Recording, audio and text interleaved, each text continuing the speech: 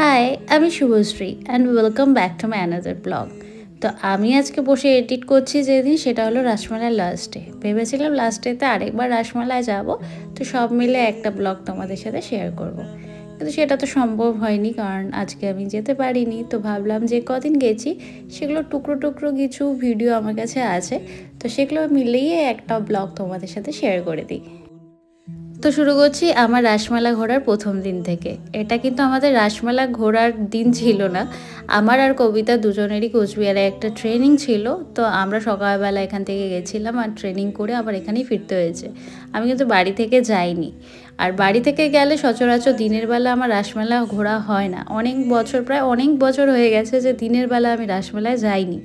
আগে স্কুলে যখন পড়তাম, স্কুল থেকে প্রতিদিন বান্ধবীদের সাথে ঘুরতাম দিনের বেলা, কিন্তু এখন আর হয় না সেভাবে ঘোরা। তো সেদিন আমি আর কবিতা প্রথমে ট্রেনিং থেকে একটু বাড়িতে গেছিলাম কাজের জন্য, আর বাড়ি থেকে পরে মেলায় ঢুকেছিলাম। আর টুকটাক কিছু খাওয়া দাওয়া আর কেনাকাটা করে চলে এসেছি আবার। আর কিছু কিছু স্টল থেকে আমার সাথে কন্ট্যাক্ট করেছিল স্টল প্রমোশনের জন্য। আমার প্রথম দিকে একদমই ছুটি ছাটা ছিল না, তো তার জন্য আমি করতে পারিনি, অনেককেই না বলে দিয়েছি। আর এটা ছিল লাস্ট স্যাটারডে, মানে সেদিন আমি মর্নিং ডিউটি করে বাড়ি গেছিলাম।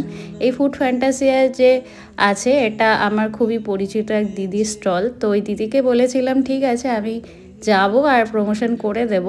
তো দিদির স্টলের খাওয়া দাওয়াগুলো তো অলরেডি ভাইরাল হয়ে গেছিলো, আর আমিও একটা ভিডিও ছেড়েছি, সেটাতেও আমি অনেক রেসপন্স পেয়েছি এবং আমার থ্রুতেও আমি দেখেছি অনেকেই এই স্টলে গিয়ে খাওয়া দাওয়া করেছো। আর সেটা সত্যি, আমরা যারা প্রমোশন করি বিভিন্ন খাবারের হোক বা স্টলের হোক বা যে কোনো জিনিসের, আর সেটা যদি আমাদের থ্রু দিয়ে কেউ কেনে বা খায়, আমাদের সত্যি সেটা খুব ভালো লাগে। তারপর এই দিদির দোকানে সেই ফেমাস চিংড়ি মাছের মোমো ট্রাই করলাম, তারপর এই কোরিয়ান চিকেনটা ট্রাই করলাম। আরও অনেক খাবার দাবার ছিল, কিন্তু এক দোকানে এত কিছু খেলে আর বাকি স্টলগুলোতে গিয়ে খেতে পারবো না, তার জন্য বেশি কিছু ট্রাই করিনি সেদিন। কারণ কিছু কিছু খাবার আছে যেগুলো শুধু রাসমেলাতেই পাওয়া যায়, পরে কিন্তু খুঁজলেও সেই খাবারগুলো পাওয়া যায় না, সুইগি জোম্যাটো দ্বারাও পাওয়া যায় না। তো আর ওখানে দেরি না করে আবার একটু চলে গেলাম মেলার দিকে। আর সেই ফেমাস আইসক্রিম, যেটা প্রতিবারই ট্রাই করতে তো হবেই। আর আইসক্রিম ছাড়াও কিন্তু মেলা স্পেশাল এই ভেলপুরি, যেটা যতদিনই আমি মেলায় যাব প্রতিদিনই ট্রাই করব, এটাই টার্গেট থাকে। আর এটা হলো লাস্ট সানডের ব্লগ, যেটা মানে সেদিন প্রচুর ভিড় ছিল, মানে দাঁড়ানো যাচ্ছিল না কোথাও। আমি আর আমার বেস্ট ফ্রেন্ড মিলে গেছিলাম।